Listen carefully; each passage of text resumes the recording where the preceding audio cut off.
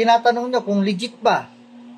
Ganito na lang, ayoko kasing kumbaga sana itumbukin kung sino-sino yung mga tumatangkilik ng pagbili ng pasalo. Siguro tingin ko hindi magsisinungaling ang barangay, ang police station dun sa kanilang lugar. Halimbawa na lang, Taga-Angeles, Pampanga, sakop ng isang barangay doon. Punta kayo ng barangay. Kasi malalaman nyo dun sa barangay, naku po, ang dami ng reklamo niyan. Ba't anong gagawin mo? Papasalo ko sana yung sasakyan ko.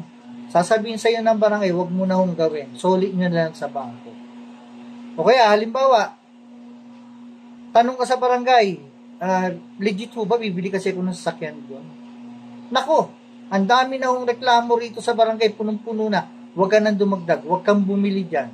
Isa pang pwede nyo pagtanungan, yung police station na nakakasakop doon. Tanong nyo rin, okay ho ba itong company ito kasi papasalo ko? O kaya magpapasalo, o kaya bibili ako ng assume balance? Sa tingin ko, yung mga pulis natin dyan, magsasabi rin sa inyo na totoo, marami na hong reklamo rito. Ngayon, nasa inyo na ngayon, kung igagrab nyo pa rin yung risk. No? Ako, very simple lang. Hindi na ako ang kailangan nyo magpaligid kayo sa akin. Kayo mismo, mag-imbestiga na kayo. Kasi meron na ako mga tawag from Pampanga, from Parañaque, mga bumibili ng pasalo, mga bandang Visayas, Mindanao. Dami na akong nabibiktima ng pasalo, assume balance.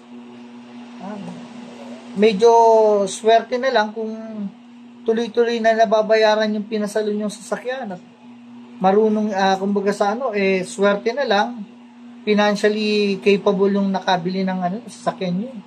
Paano kung hindi? Paano biglang lumipat? Paano kung yung sasakyan palang kinuha sa inyo?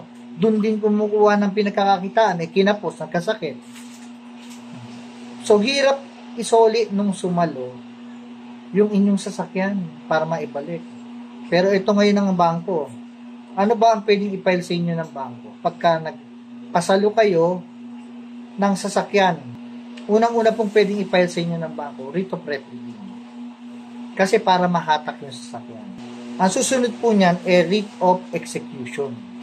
Sa writ of execution, any properties under your name, pwede pong habulin ni bangko o hatakin.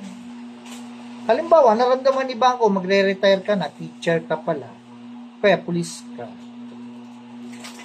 Ilelevy po nila yung yung retirement mo. Nangyari na po yan. Handle ko pa po. Yun po, nahatak po ng bangko yung pera.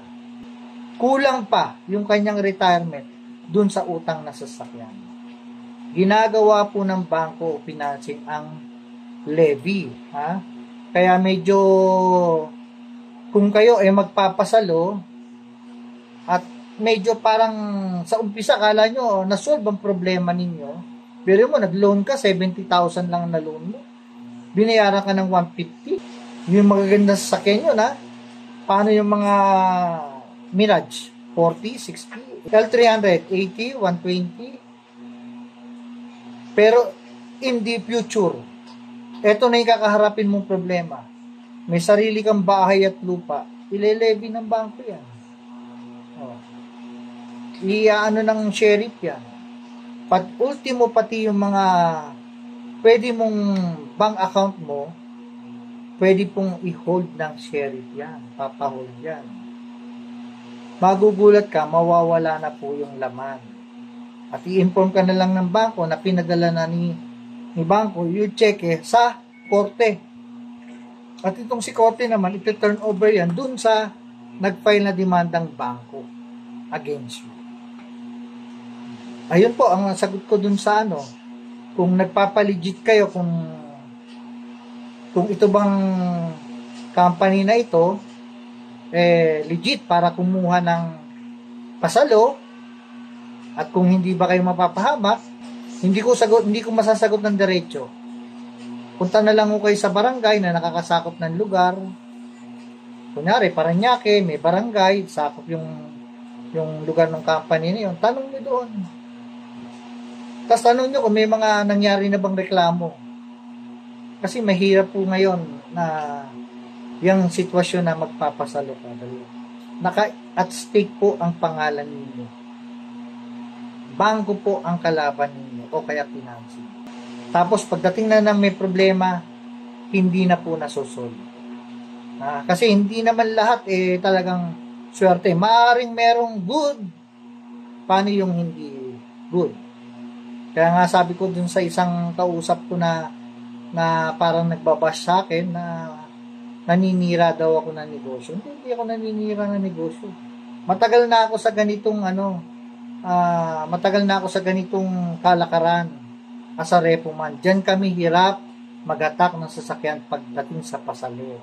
Ngayon, kung naging good ang transaction, sige, sa inyo yun.